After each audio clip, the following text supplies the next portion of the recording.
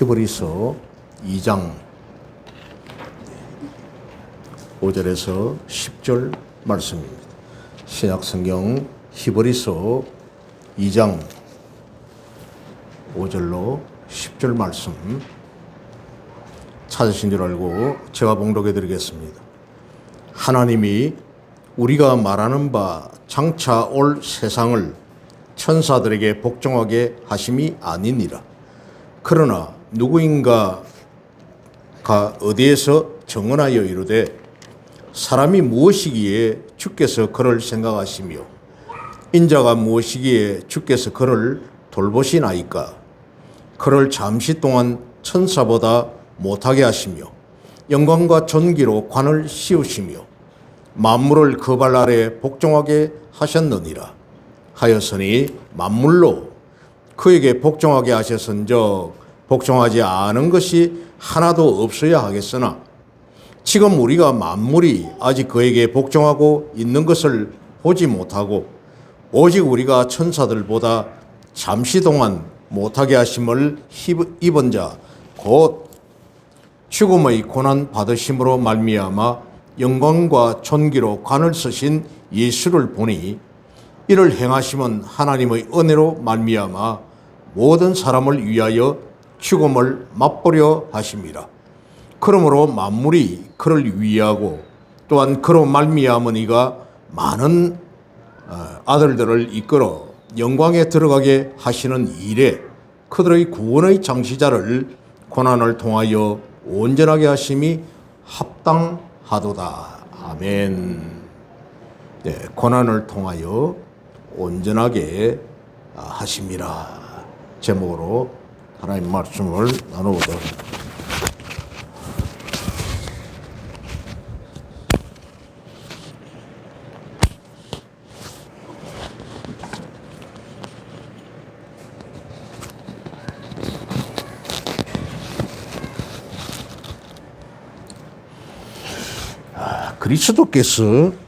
그리스도께서 성육신 하신 목적이 무엇이겠습니까? 왜 예수님이 이 땅에 오셨는가? 그런데 오실 때 참 아주 왕궁이나 고관대작의 집에 귀한 이런 모습으로 오지 아니하시고 너무나 초라한 비참한 종의 모습으로 아주 가난한 이런 집에 그것도 또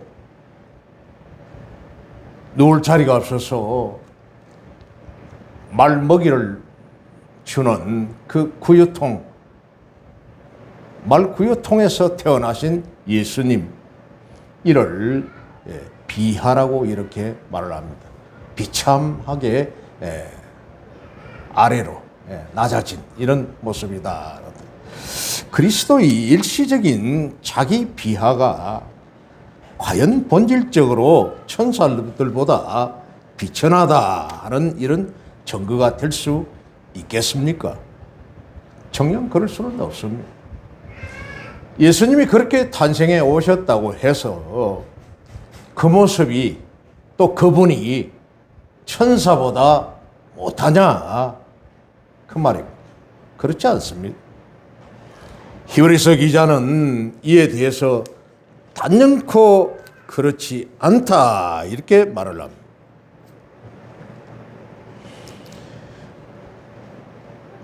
잠시 동안 오늘 7절을 보면은 천사보다 못하게 하시며 그렇지만은 영광과 존귀를 관을 씌우시고 만물을 그 발 아래에 복종하게 하셨느니라 했습니다. 그러면 그 이유가 과연 무엇이겠습니까? 왜 그렇게 하셨는가? 왜 그렇지 않은가? 실로 인간인 이 아담은 타락하기 전까지만 해도 지극히 존귀하며 영광된 존재였습니다. 그것도 천사들보다 더 뛰어난 6절에서 8절에 있는 말씀처럼, 왜냐하면 인간 아담은, 최초의 인간인 이 아담은 하나님께서 선수 하나님의 형상대로, 그러니까 당신의 형상대로 지으셨기 때문이라는 겁니다. 우리가, 성부, 성자, 성령 하나님께서 우리가 우리의 형상대로 인간을, 사람을 창조하시되 이렇게 말씀을 한 것처럼 창세기 1장 27절에 하나님이 자기 형상이라고 했습니다. 곧 하나님의 형상대로 사람을 창조하시되 남자와 여자를 창조하시고 하나님 자기의 형상대로 모습대로 사람을 지었다. 그러나 세상을 자신의 손아귀에 넣으려는 사단의 계계로 인해서 그 꾀로 말미암아 범죄케 된 인간은 이후로 사람이 가져야 될 최고의 그 인간, 하나님이 자신의 모습대로 지은 이 인간이 존귀함과 타락하고 또 미천한 이런 죄의 종으로 전락하고 말았다는 겁니다. 그 존귀함도 다 잃어버리고, 그러기에 인간을 비롯한 모든 피조 세계는 스스로 원래의 영광스러운 신분을 회복할 능력을 상실한 채 오직 죄 가운데서 구속을 사모하며 어떻게 해야 이 죄를 갚을까? 그렇게 하여서 구약시대는 사람이 자기의 죄 대신 해마다 아니면 매일 아침 저녁으로 짐승을 잡아 피를 흘려서 제물로 바쳐 죄사함을 구했다는 겁니다.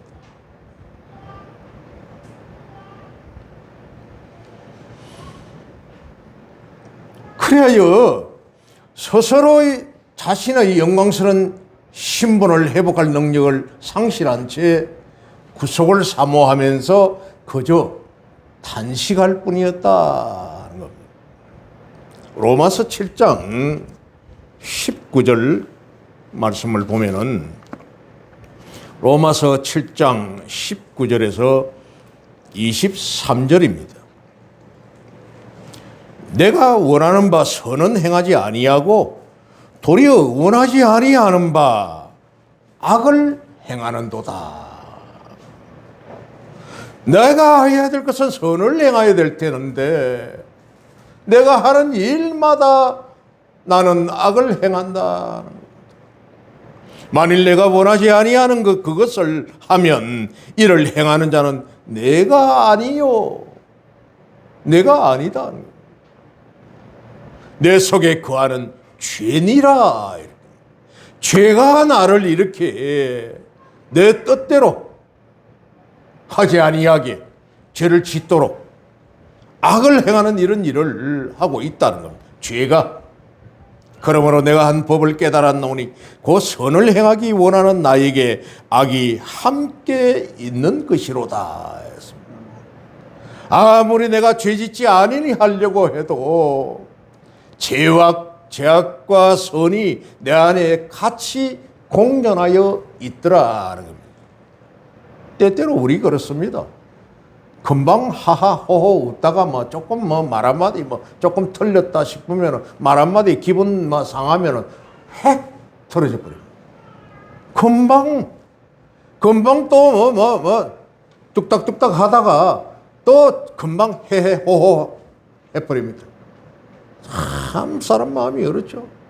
내가 원하지 않았는데 내 안에 이런 두 가지의 이런 것들이 있더라는 거죠. 나에게 악이 함께 있는 것이로다. 내 속 사람으로는 하나님의 법을 즐거워하되 내 속 사람은 하나님을 향하여 가겠다고 하나님의 법을 쫓아가겠다고 그렇게 하고 있지만은 내 지체 속에서 한 다른 법이 내 마음의 법과 싸워 내 지체 속에 있는 죄의 법으로 나를 사로잡는 것을 보는도다. 오호라 나는 공고한 사람이로다. 이 사망의 몸에서 누가 나를 건져내랴. 탄식을 할 뿐이었어. 바로 이때 우리를 위해 대속 제물로 오신 하나님의 어린 양이 있었으니 25절을 봅니다.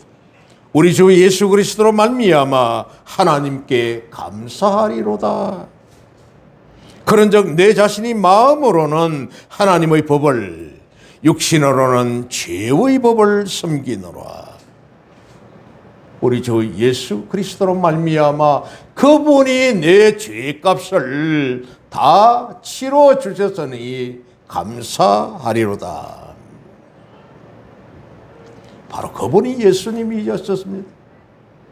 그리고 주님께서는 우리 죄인을 위해서 스스로 십자가를 지시고 우리의 죄값을 치르심으로써 다시금 우리들을 창조 당시의 영광과 존귀한 신분으로 회복시켜 주셨을 뿐만 아니라 주님께서는 이런 구속 사역을 통해서 지극히 존귀하신 존재가 되셨습니다. 아멘. 구속이라고 하는 이 말은 노예를 시장에 내다가 팔 때에 그 사람은 이제 발가벗겨 놓고 이제 몸을 이제 보는 겁니다. 건강한지, 건강을 보고 값을 매기는 거예요. 그렇게 해가지고 그 소유자에게 팔려 나갑니다. 경매를 해서 팔려 나가면은 그 이제 얼마짜리 그 몸값이 이제 주어질 때에 주인이 그 사람의 몸값을 나중에 이제 뭐 감면을 시켜준다든지 사함을 해준다든지 자유함을 준다든지 이러면은 이제 그 사람이 자유인이 되는 거죠. 그렇지만은 영원토록 그의 처자식들이 다 노예가 되는 겁니다. 근데 아버지가 애비가 노예면은 막 처자식 다 노예인 거예요. 그렇지만은 좋은 주인을 만나서 너는 이제부터는 자유다 하고는 노예의 그 정서를 찢어 불태워 없애버린다든지 그렇게 해버리면 이제 자유 시민이 되는 거예요. 그것처럼 죄로 말미암아 영원히 죽을 수밖에 없는 우리였지만은 예수님께서 우리 그 짐승을 대신하여 짐승의 피로서 죄값을 씻는다고 했지만은 끝없이 드렸던 그 짐승의 피제사 예수님이 죄 없으신 하나님이 스스로 십자가에 달려 죽으심으로 피 흘리심으로 죄값을 완전히 그냥 속량해버렸다는 겁니다. 갚아버렸다는 겁니다. 이게 구속입니다. 이에 사도 바울의 고백을 들어보면 빌립보서 2장 8절에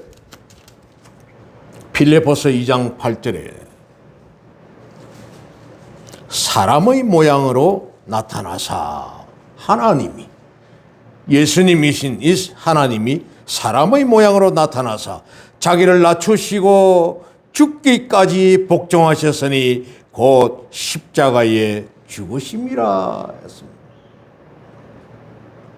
그래하여서 이러므로 하나님이 그를 지극히 높여 예수님을 지극히 높여서 모든 이름 위에 뛰어난 이름을 주사 하늘에 있는 자들과 땅에 있는 자들과 땅 아래에 있는 모든 자들입니다.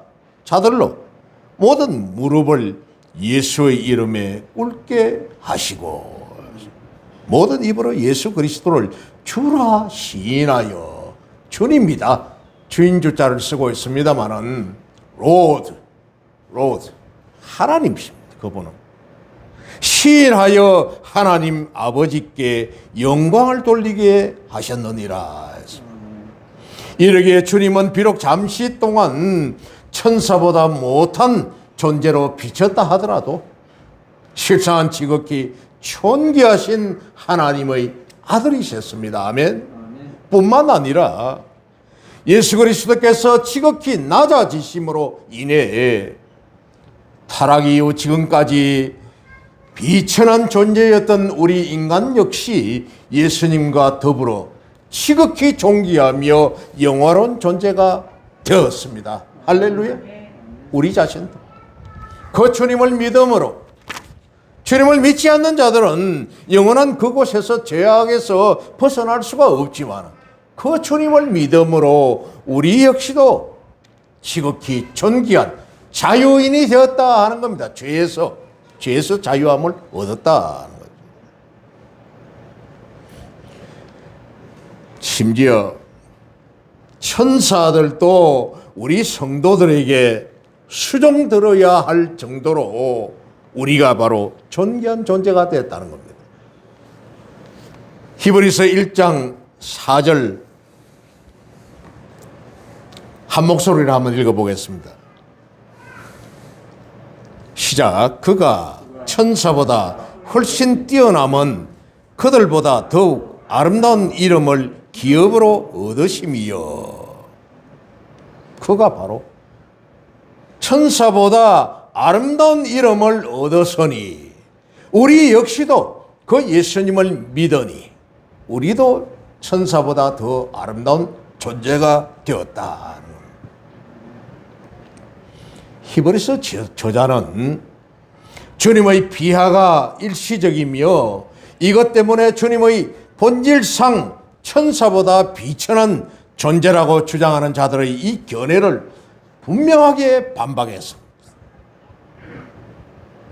오늘 본문은 예수 그리스도께서 인간의 형상을 입고 십자가에 죽으심으로 비천하게 되신 사실을 가리켜서 오늘 9절 말씀에서 모든 사람을 위해 오직 우리가 천사보다 잠시 동안 못하게 하심을 입은 자 곧 죽음의 고난 받으심으로 말미암아 영광과 존귀로 관을 쓰신 예수를 보니 이를 행하심은 하나님의 은혜로 말미암아 이제 모든 사람을 위하여 죽음을 맛보려 하심이라 했습니다.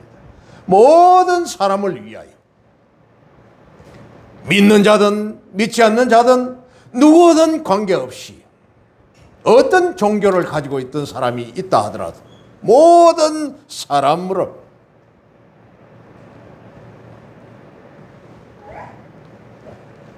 그 사람들의 죄를 구속하기 위하여서 이런 죽음을 맛보려 하심이라. 또 11절에는 거룩하게 하시는 이와 거룩하게 함을 입은 자들이 다 한 근원에서 난지라. 그러므로 형제라 부르시기를 부끄러워하지 아니하시고 한 예수 그리스도 안에서 한 믿음의 공동체가 되었으니까 한 형제 자매라고 부르기가 부끄러워하지 않게 하셨다는 겁니다. 아멘. 믿음 안에서 우리는 모두가 다 영적인 형제요 자매입니다. 또 18절에 그가 시험을 받아 우리 주님께서 시험을 받아 고난을 당하셨은저 시험 받는 자들을 능히 도울 수 있느니라 했습니다. 아멘. 시험 받는 자들을 예수님께서 능히 도울 수 있느니라 했습니다. 그래서 일제시대라든지 공산주의 6.25 동란 시대라든지 수많은 믿음의 사람들이 선진들이 또 아니면은 그 이전에 믿음의 선배들이 믿음으로 말미암아 고난당하고 하는 이것을 능히 주님께서 도와주시니 그리하니 그들이 당당하게 고난과 핍박을 견뎌내었다는 사실입니다. 아멘. 이는 예수 그리스도께서 성육신하심으로 우리 인간들과 똑같은 성정을 지니고 우리 성도들과 더불어 하나가 되셨다는 뜻입니다. 일일이 주님께서 우리 성도들과 하나가 되셨다. 그렇기 때문에 주기철 목사님이라든지 이런 수많은 이 믿음의 선배들이 당당하게 아니면은 로마 시대의 그 카타콤에서 사자굴에서 원형 경기장에서 수많은 고난을 능히 감당해 나갔다. 주님이 함께 하심으로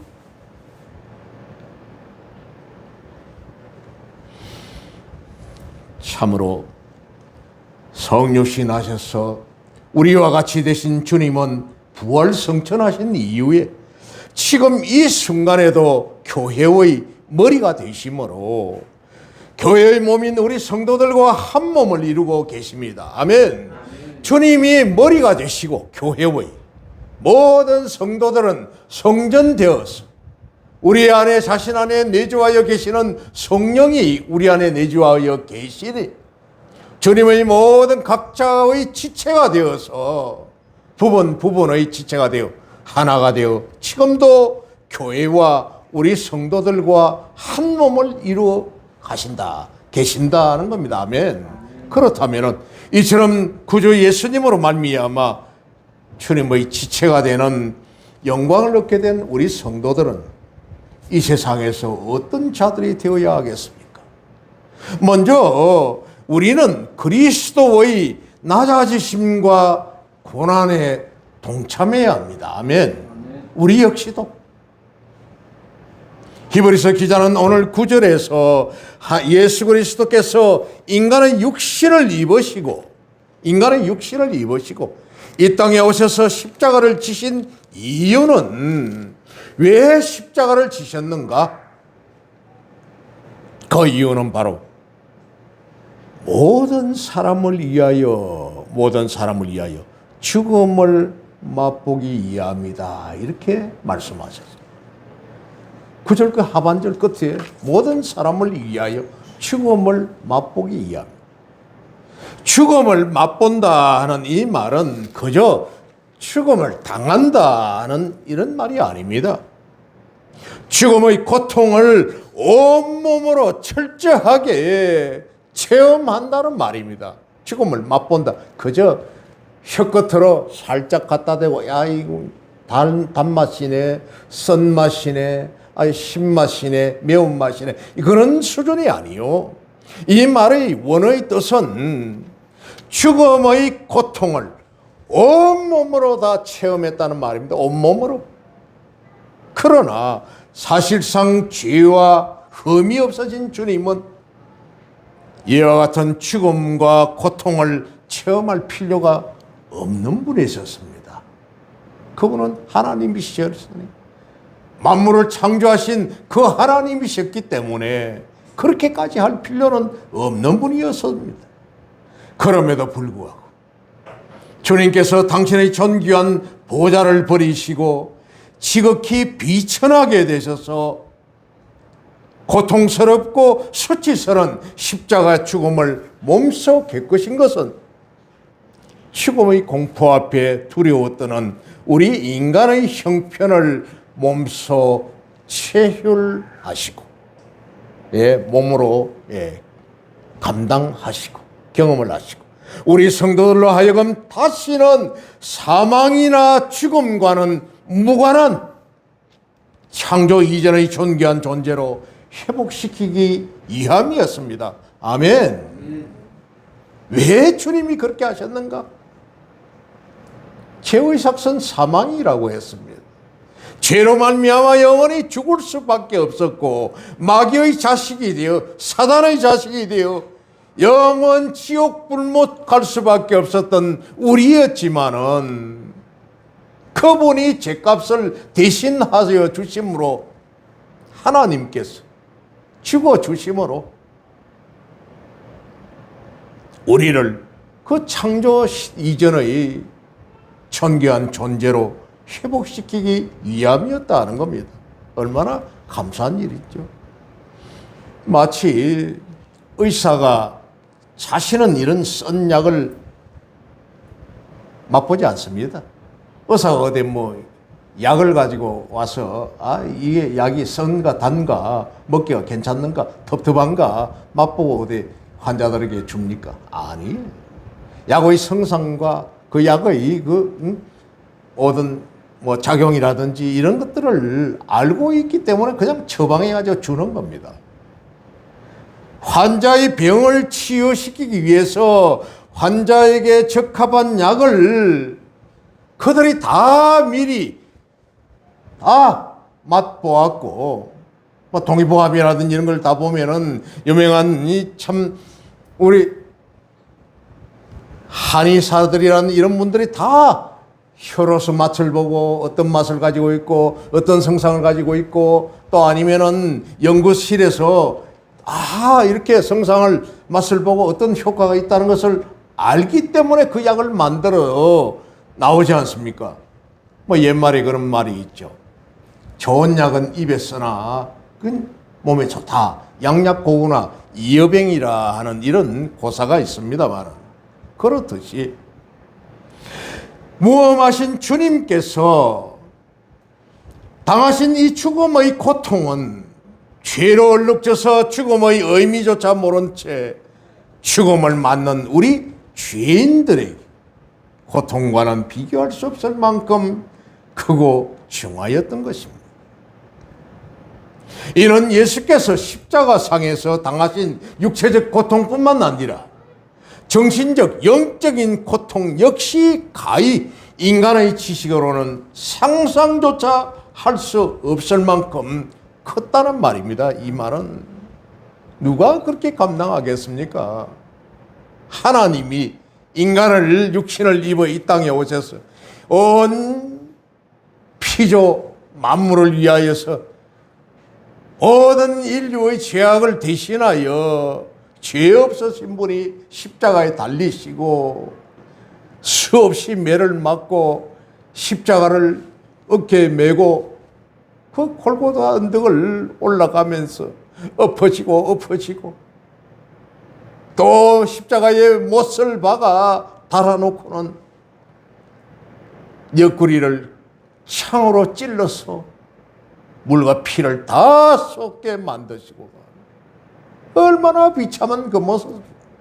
온 얼굴과 몸에는 서늘이 낭자하고 유대인의 왕이라는 그런 죄의 패를 씌워놔 놓고는 가시를 가지고 면류관을 만들어서 씌워놓고 그것도 빠질까 꾹 눌려서 그러니까 가시에 찔려서 온 얼굴에 피가 낭자하도록 어느 누가 그렇게 당했겠느냐는 거죠. 가히 인간의 지식으로는 상상할 수 없을 만큼 그 고통이 고난이 컸다는 것입니다. 실로 예수 그리스도의 십자가 고통을 예언했던 다윗의 시편 21편을 보면은 다윗의 시편 22편 1절에 내 하나님이여 어찌 나를 버리셨나이까 어찌 나를 멀리하여 돕지 아니하시오며 내 신음소리를 듣지 아니하시나이까 내 하나님이여 내가 낮에도 부르짖고 밤에도 잠잠하지 아니하오나 응답하지 아니하시나이다. 이스라엘의 찬송 중에 계시는 주여 주는 거룩하시니 우리 조상들이 주를 의뢰하였으므로 그들을 건지셨나이다. 그들이 주께 부르짖어 구원을 얻고 주께 의뢰하여 수치를 당하지 아니하였나이다. 나는 벌레라고 했어. 사람이 아니라 사람의 비방거리요 백성의 조롱거리니이다. 나를 보는 자는 나를 비웃으며 입술을 비죽거리고 머리를 흔들며 말하되 그가 여호와께 어떡하니 구원하실 걸 그를 기뻐하시니 건지실 걸 조롱한다. 참 기가 막히는 얘기죠. 12절을 보면은 나를 멀리하지 마옵소서 환난이 가까우나 도울 자가 없나이다. 많은 황소가 나를 에워싸며 황소 떼들이 그 큰 몸집을 가진 황소가 나를 둘러쌌다는 겁니다. 이제 뭐 뒷발질을 하든지 뿔을 가지고 떠받아 버리든지 나를 끼워서 에워싸가지고 나를 지금 죽게 만들었다. 바산의 힘센 소들이 나를 둘러쌌으며 내게 그 입을 벌림이 찢으며 부르짖는 사자 같으니이다. 나는 물같이 쏟아졌으며 내 모든 뼈는 어그러졌으며 내 마음은 밀랍 같아서 내 속에서 녹았으며 촛물이 녹아서 흘러내리듯이 나는 흘러내리나이다. 내 힘이 말라 질그릇 조각 같고 내 혀가 입천장에 붙었나이다. 주께서 또 나를 죽음의 진토 속에 두셨나이다. 정말 기가 막힌 내용입니다. 개들이 나를 에워쌌으며 악한 무리가 나를 둘러 내 수족을 찔렀나이다. 그렇죠.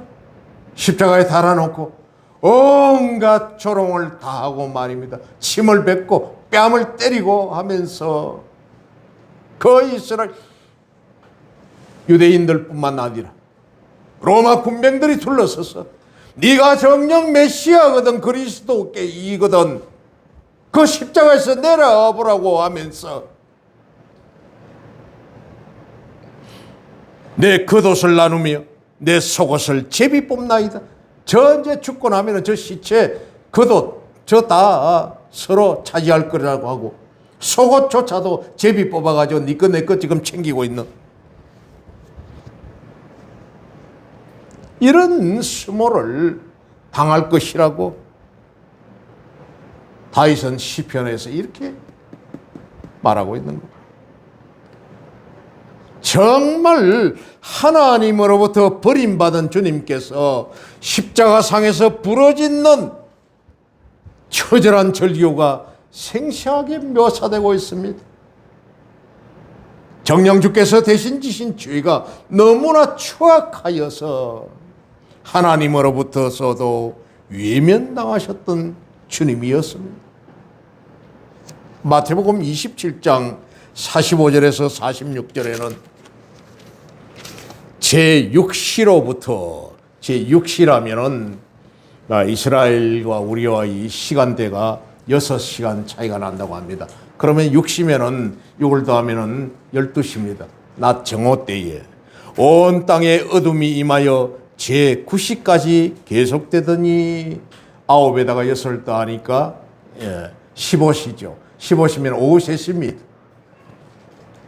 오후 3시쯤 되니까 제9시쯤에 예수께서 크게 소리질러 이르되, 그러니까 12시부터 3시간 동안 온 땅에 어둠이 꽉 덮어서 캄캄해졌다는 겁니다.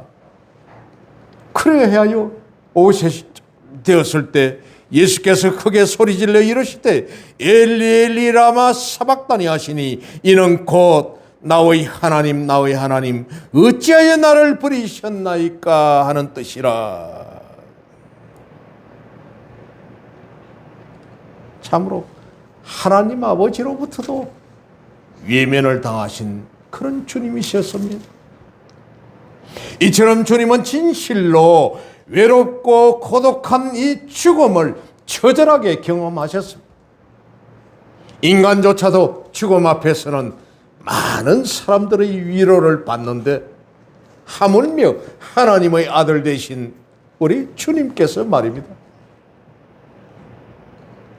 사람도 우리가 그냥 평범하게 살다가 죽는 그 죽음 앞에 마지막 참 입관을 하고 이제 그 관 뚜껑을 이제 닫기 그 직전에는 모두가 자녀들이요 다 와서 후손들이랑 다 만져보고 뺨을 만져보고 하물며 참 이마에 입도 맞추기도 하고 참 영원히 잘 가시라고 이렇게 작별 인사를 하고 그렇게 어떤 경우에는 슬퍼 울기도 하고 이렇게 하는데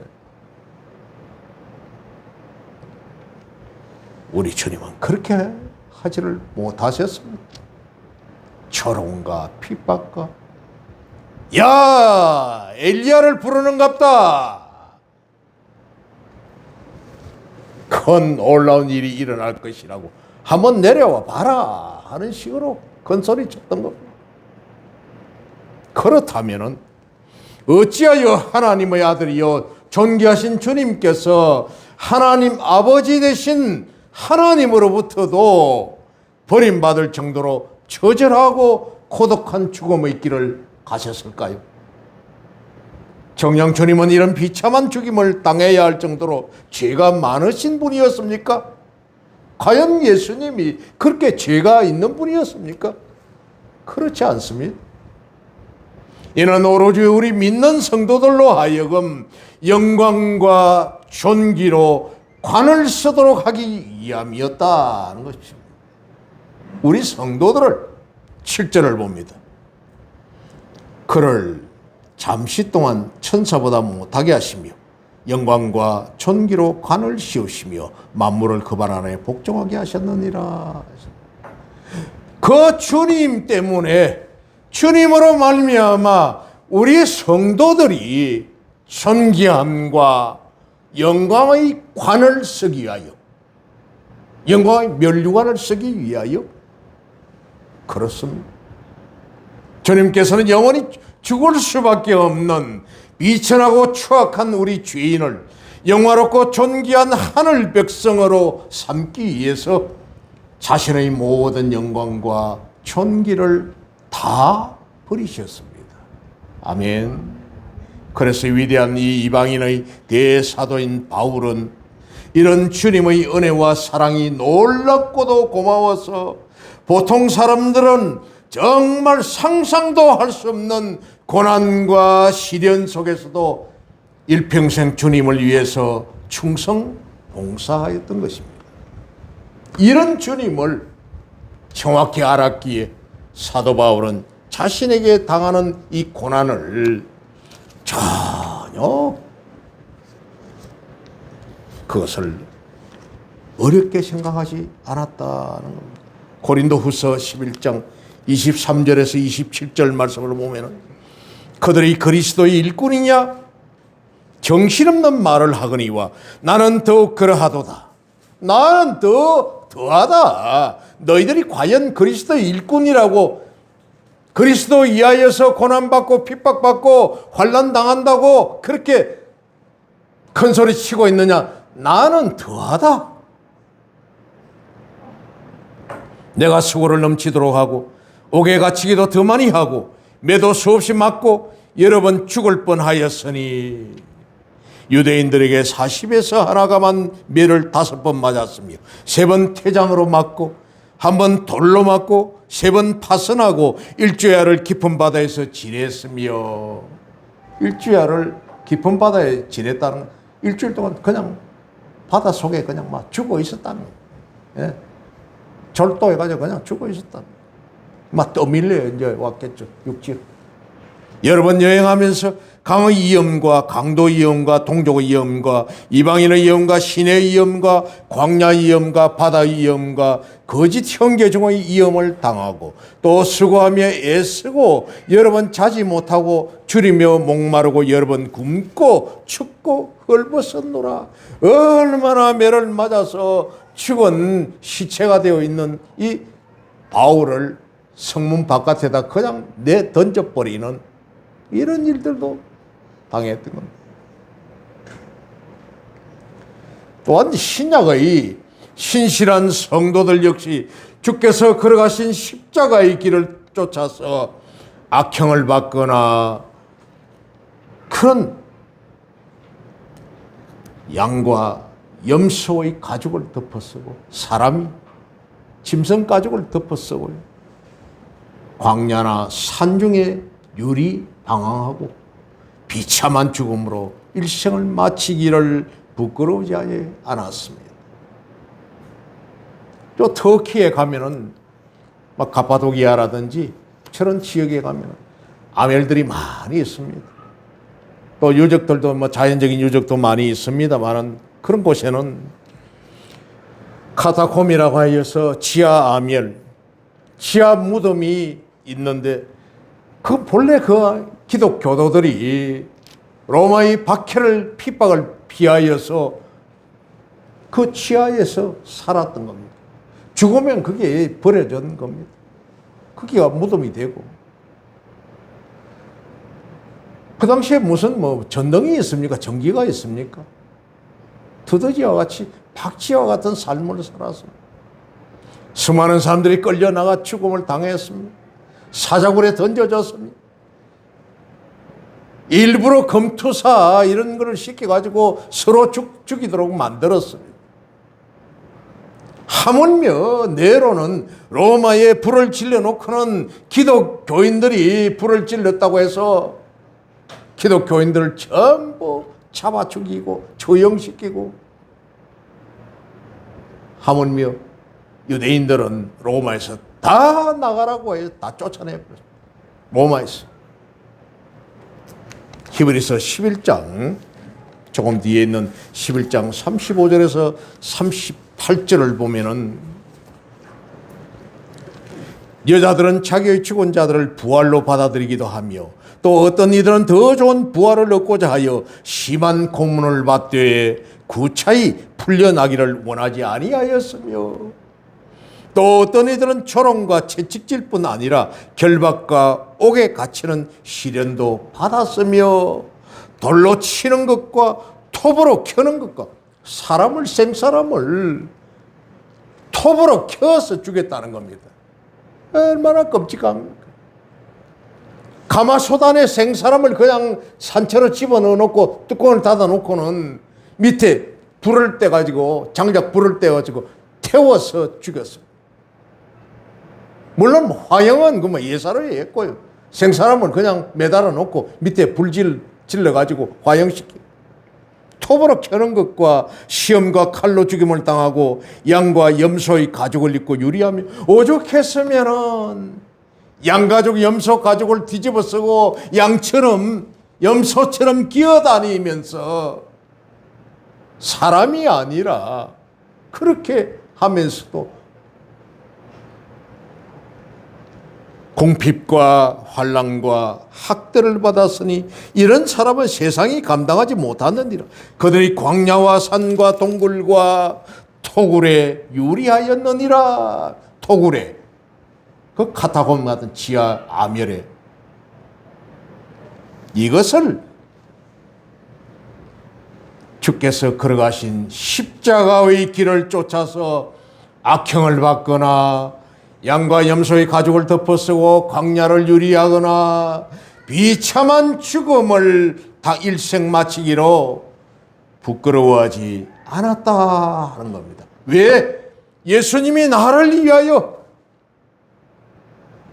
나를 구원하신 그 은혜에 감사하여 영원한 이 주님과 함께 영광과 존귀의 멸류관을 내가 쓸 것을 기대하면서 그러므로 성도 여러분, 과거에는 주님께서 우리 죄를 위해서 고난과 죽음의 쓰디쓴 잔을 마셨습니다.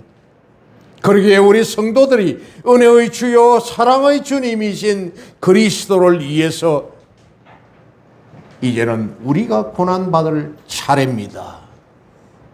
아무리 우리 주변에서 우리 교회를 핍박하고 우리 성도들을 핍박하고 교회를 어렵게 한다 해도 우리 주님을 생각함으로 이런 고난과 핍박도 넉넉히 받아낼 준비가 되어야 하는 것이죠.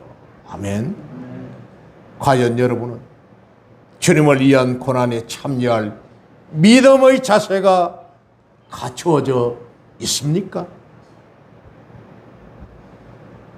기도하겠습니다. 하나님 아버지,